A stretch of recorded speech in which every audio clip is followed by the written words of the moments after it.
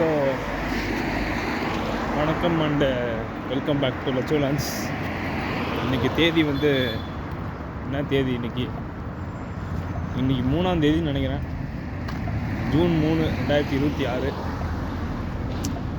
ஒரு சின்ன அப்டேட்டு தான், வேறு எதுவும் பெருசாக கிடையாது. எல்லாம் லாஸ்ட் இன் ட்ரான்ஸ்லேஷனாக இந்த எதுக்கு இது சொல்கிறேன்னு தெரில. கொஞ்சம் ஒரு ரிலவெண்ட்டான ஒரு வார்த்தை மாதிரி இருக்குது. இருந்தாலும்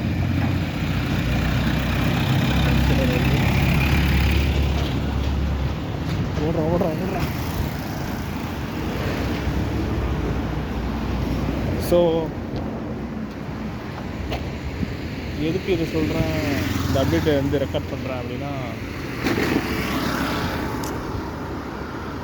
வழக்கம் போல் தான் இந்த லாஸ்ட் இன் ட்ரான்ஸ்லேஷன் தான். அது எதுக்கு மென்ஷன் பண்ணேன் அப்படின்னா, எல்லாமே என்னமோ செத்து போன மாதிரி, என்கிட்ட இருக்க கேரக்டரே செத்து போன மாதிரி ஒரு ஃபீலிங்.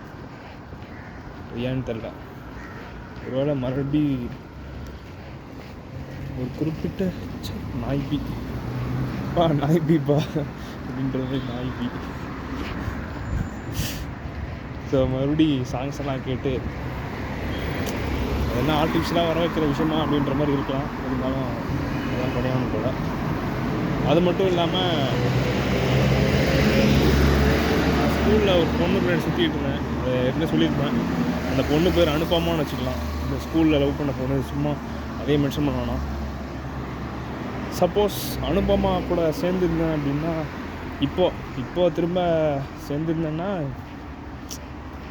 ரெண்டு பேரும் இப்போ ரிலேஷன்ஷிப்பில் இருக்க மாதிரி இருந்தால் எப்படி இருக்கும் அப்படின்னு யோசிச்சு பார்த்தேன். இந்த மாதிரி நல்லா தான் இருக்குது. ஆனால் ரியாலிட்டி என்னென்னா, ஒரு கேவலமான ரியாலிட்டி. ஸோ தெரில, இதை அப்படியே மென்ஷன் பண்ணி இந்த டைம் கேப்சரில் மென்ஷன் பண்ணணும்னு நினச்சேன். ரெக்கார்ட் பண்ணிட்டேன். வேறு என்ன,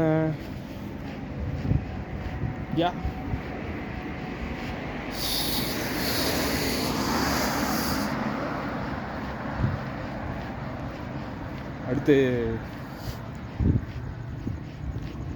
ஆர்வக்கோளாறாக அவங்களுக்கு டைம் கேப்சல் போட நான் தெரியல. அஃபினிட்டியை பற்றி அதுவே என்னோடய வாழ்க்கையை ஆக்கலாம்னு நினச்சேன்.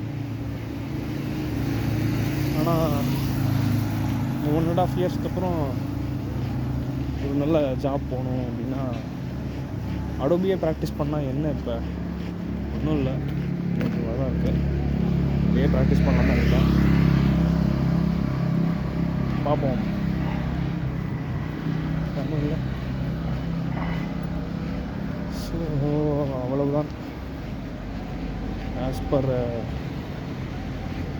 டேட்டு என்ன சொல்லியிருக்கேன், ஜூன் 3, 2026 விடிய காலை 5 மணி ஆக போகுதுன்னு நினைக்கிறேன். இதுதான் அப்டேட். நன்றி, வணக்கம், பாய்.